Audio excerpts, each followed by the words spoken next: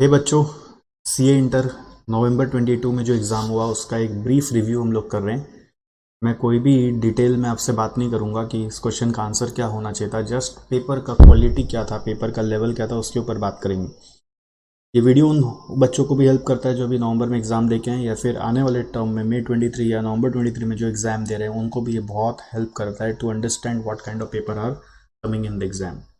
Overall मैं इस paper का रेटिंग बी में करूंगा, not because of the complexity of the sum, because of lengthiness. Lengthiness means question को सॉल्व करने में टाइम लगेगा। पेपर 100 मार्क का कंप्लीट होने में इशू हो सकता है। अगर आपका पहले से मॉक टेस्ट और प्रैक्टिस अच्छे से नहीं किया हुआ है तो पेपर कंप्लीट होने में एक रिस्क है। अदरवाइज पेपर ओवरऑल लेवल में इजी है, बट लेंदीनेस के कारण थोड़ा सा डिफिकल्ट लग रहा है। तो ये क्वेश्चन नंबर 1A का आप देखो, बैच कॉस्टिंग से आया था। ये सिमिलर क्वेश्चन आपको ऑलरेडी पहले किया हुआ है, क्लास में भी कराया हुआ है, इंस्ट्रूमेंट में भी दिया हुआ है। तो इसमें बस क्या है, नाम चेंज कर दिया, वैक्सीन्स बोल के करा दिया, बट पहले जब हम लोग का किया हुआ है वो केक वगैरह को लेके किया हुआ है, कॉन्फेक्शनरी आइटम को लेके किया हुआ है। तो इस तरह का क्वेश्चन किया हुआ है तो it's not difficult at all, देखते ही समझ में आ गया होगा कि हाँ ऐसा किया हुआ है, it is possible to do. तो बैच कॉस्टिंग का क्वेश्चन है। मैं यहाँ पे चला के आंसर्स वगैरह इसलिए नहीं बता रहा क्योंकि बहुत बच्चों ने मेरे को पिछली बार मना किया था कि सर आप इमीडिएटली जब पेपर का कोई रिव्यू लाते हैं तो आंसर मत दिया करिए, क्योंकि क्या होता है टेंशन हो जाता है, अगर कुछ भी गलत हो जाता है तो आगे का पेपर अफेक्ट हो जाता है। तो सिंस ये वीडियो हमारा तुरंत ही एग्ज़ाम के बाद आ रहा है तो इसलिए अभी कोई भी आंसर पे मैं डिस्कशन नहीं करूँगा क्या राइट है क्या रॉन्ग है। बट आपको अगर कोई भी अपना आंसर जैसे बताना है, शेयर करना है, तो ये वीडियो के कमेंट में आप ज़रूर बताइए और फिर ग्रेजुअली हम लोग कमेंट के थ्रू जब आपका एग्ज़ाम ख़त्म हो जाएगा तब एक दूसरे से बातचीत करके सॉल्व करेंगे और बाद में मैं इसका सॉल्यूशन वीडियो अलग से करा दूंगा। सेकेंड क्वेश्चन सर्विस कॉस्टिंग का मैंने बी डाला हुआ है क्योंकि ये करेंगे तो हो जाएगा। ए मतलब इजी क्वेश्चन है, बी मतलब करेंगे तो हो जाएगा। इस तरह का क्वेश्चन सर्विस कॉस्टिंग ऑलरेडी किया हुआ है, service costing of financial institutions हम लोग किए हुए हैं। उसमें एक ही प्रोडक्ट लेके कैलकुलेशन करा रहा था, बट यहाँ पे जस्ट क्या हो रहा है, दो प्रोडक्ट बना दिया है।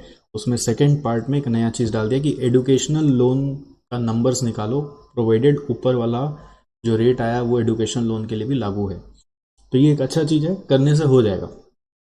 थर्ड नंबर ये मार्जिनल कॉस्टिंग मटेरियल कॉस्टिंग का क्वेश्चन है।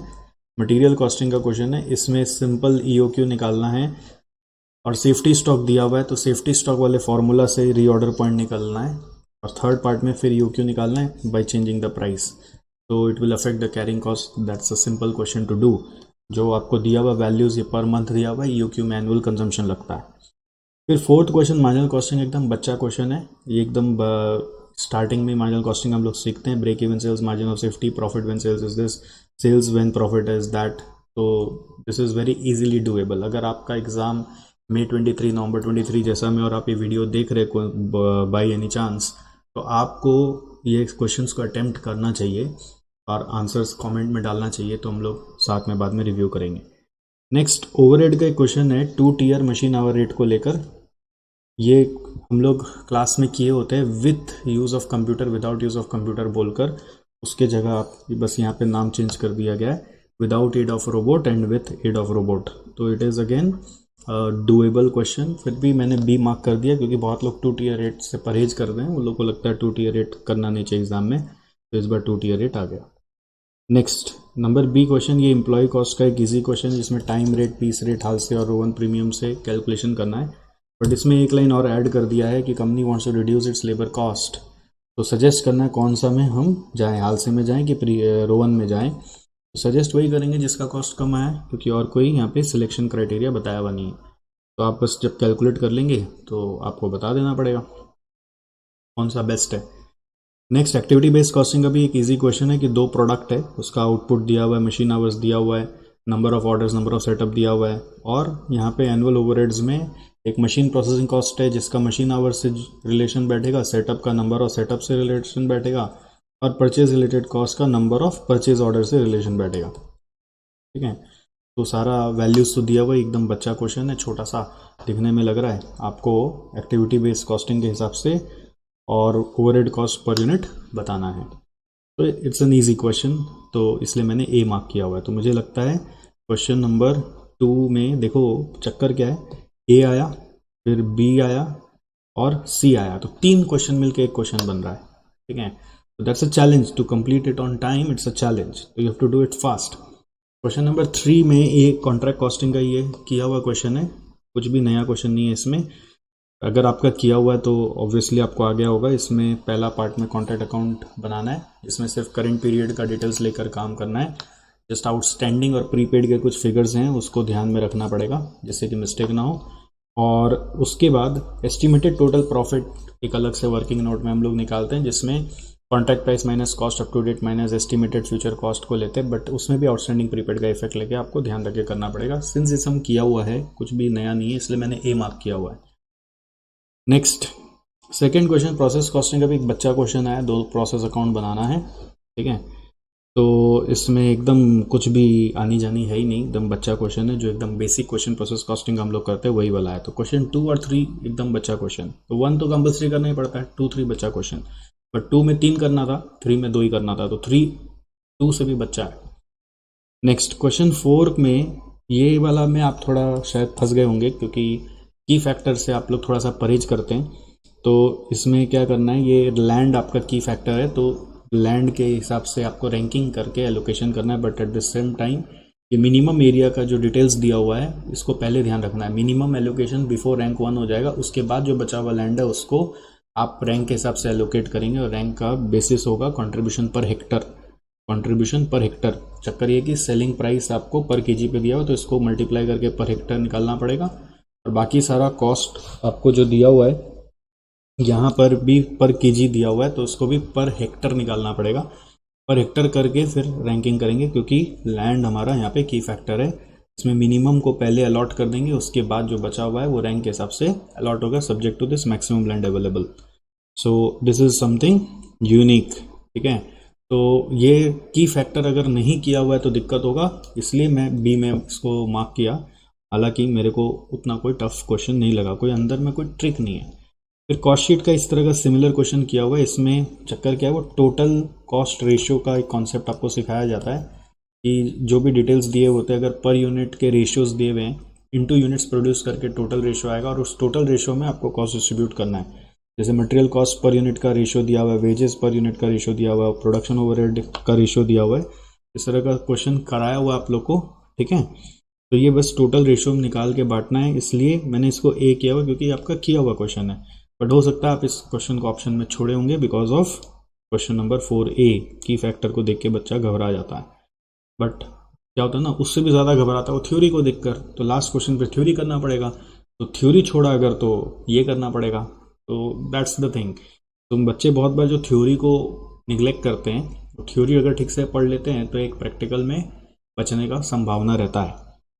5A स्टैंडर्ड कॉस्टिंग का एक इजी क्वेश्चन आया है, भले ही यहाँ पे 3 मटेरियल है, बट ये सेम तरह का क्वेश्चन आप लोग का किया हुआ है। इसमें material cost variance, price variance, usage variance, yield variance निकालना है, तो इजी, मतलब no twist involve, you just have to prepare your cost card and solve for it.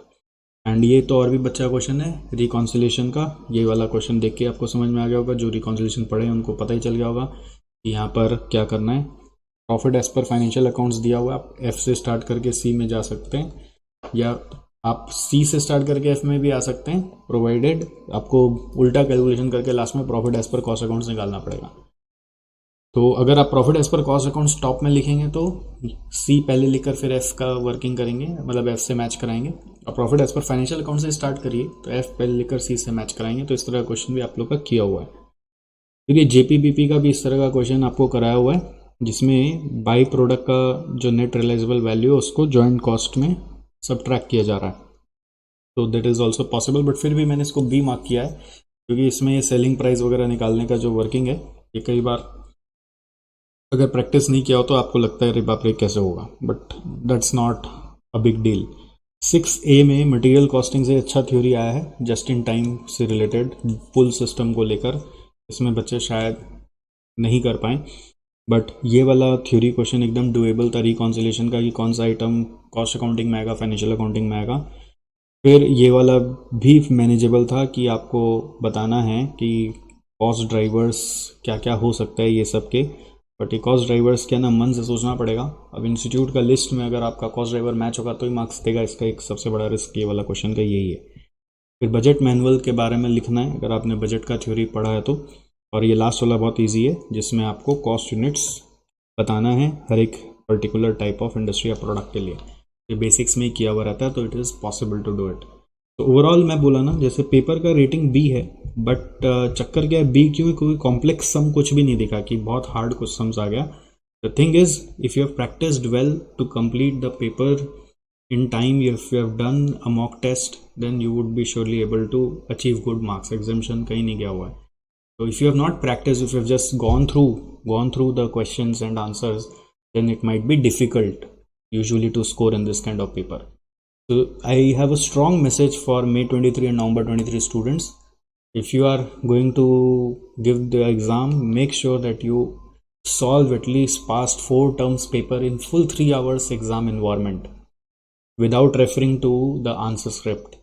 Answer को देखकर कुछ भी मत लिखना, अपने से 3 घंटा घर में इन्वायरमेंट क्रिएट करके लास्ट 4 टर्म का पेपर दो। उससे आपको समझ में आएगा कहाँ कहाँ ट्विस्ट क्रिएट करता है इंस्टीट्यूट, और ये भी समझ में आएगा आपको कि आपसे 3 घंटे में पेपर कंप्लीट होता है कि नहीं होता। ठीक है, so that's all in this, and I would wait for your answers in the comments so that we can take it forward. All the best, तब तक कंटिन्यू करिए।